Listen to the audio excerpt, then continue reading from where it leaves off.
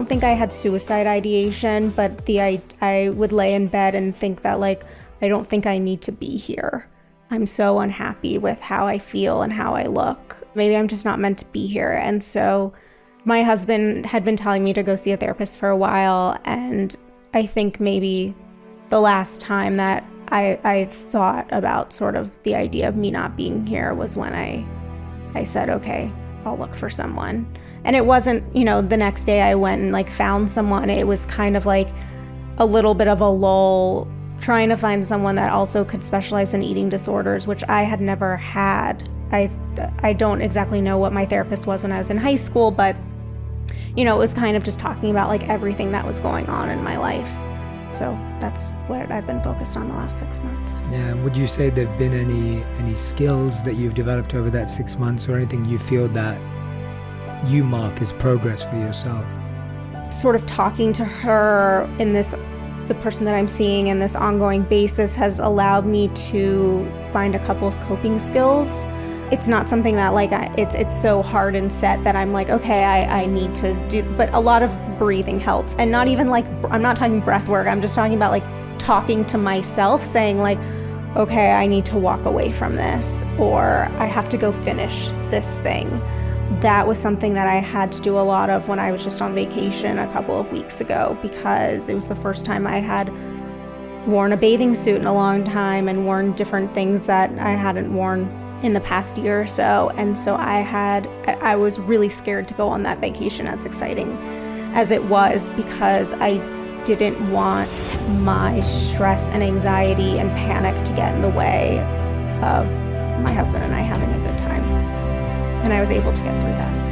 Thank you for sharing that. And Essie, as well, for you, like, just to give people a bit of an insight, when you're meeting a new prospective client or someone that you're having a conversation with in this situation, what are you trying to do? Like, what is your process? Because I think just for, obviously here we have Jamie, who's very happy to be open, and she's been so kind in letting us in. A lot of people who may be listening and watching may be just like, well, how do I be so open with a stranger? And like, I don't know if I feel comfortable. And just to let them in a bit to your process. What are you trying to do? Of course, I think you have a wonderful skill at making someone feel comfortable and not being invasive. You are very protective of someone's safety and how far they want to go. But could you help us understand a bit more of that? Yeah, great question. I think, initially the big thing for many therapists, if not most, I hope all, is to build rapport. It's like, it's part of our textbook training. It's like, if this person doesn't feel safe, it's not about them trusting you as an individual. It's, do they feel safe in this room? Do they feel an absence of danger from you? Like, these are big things for me. So, there are techniques, right? It's like about the loudness of your voice, like mirroring your client's body language, just kind of being really in tune with how quickly they're breathing. So a lot of nonverbal cues.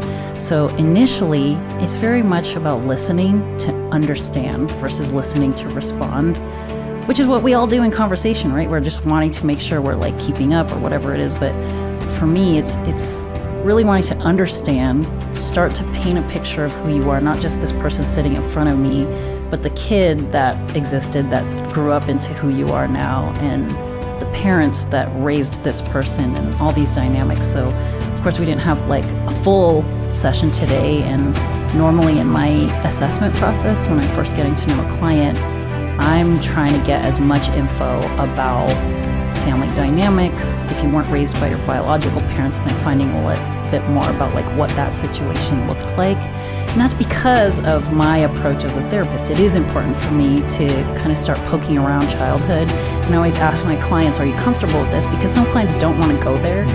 And it's not necessary. You don't have to go there to start learning some real skills to start coping with today's challenges.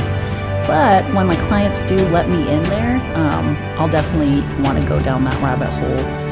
Because there's just so much stuff that happened to us as children that we didn't understand at the time, meaning we probably still don't understand it now. So having a space now to process it, connect it with our current emotions and relationship styles, the ways that we attach with other people, that becomes very important to me. There's something that therapists do that I'm sure everybody's aware of if they've been in therapy, is paraphrasing, is saying back to you essentially what you just said, maybe rewording it a little bit, and maybe adding like a little bit of my own insight here and there. And this creates the experience of like, she really heard me. You know, she's not putting her own stuff into this. She just wants to continue hearing me and seeing me. And that's definitely a big intention of mine, is I want this person to feel validated. If, you know, sometimes that might be the first time somebody's really felt seen in that way. My hope always for a new client and even more seasoned clients, like more established clients, is that they know that when they come to see me, it's always still going to be about them.